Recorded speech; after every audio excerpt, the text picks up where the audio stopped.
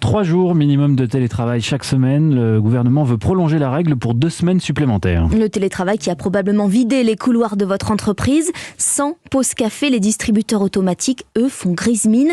Le secteur qui emploie 55 000 personnes en France a perdu entre 20 et 90% de son chiffre d'affaires selon les périodes. Et Maud Descamps, le télétravail n'est pas le seul responsable. En effet, même si le télétravail a un impact fort sur la fréquentation de ces distributeurs automatiques, d'autres facteurs ont fortement affaibli le secteur, comme la hausse des prix des matières premières.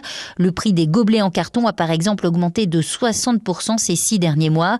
Le secteur en appelle donc à un coup de pouce de l'exécutif. Philippe Alvrieux est le président de la Fédération nationale de vente et services automatiques. Nous demandons le retour au chômage partiel que nous avons connu au plus fort de la Covid et avec le zéro reste à charge, ce qui n'est pas le cas aujourd'hui. La fédération redoute de nombreuses cessations de paiement et donc de nombreux licenciements, comme le souligne son directeur général, Johan Schuffard. En 2 ans, on enregistre 15% de licenciements dans le secteur qui emploie 55 000 personnes en France. On s'attend désormais à des licenciements massifs parce que si on ne trouve pas à être aidé, les chefs d'entreprise n'auront plus le choix. Aujourd'hui, ils ont conservé les emplois. Demain, ils ne le pourront probablement plus. Pour résister à la crise, certaines entreprises essaient de se diversifier en proposant par exemple des plats cuisinés.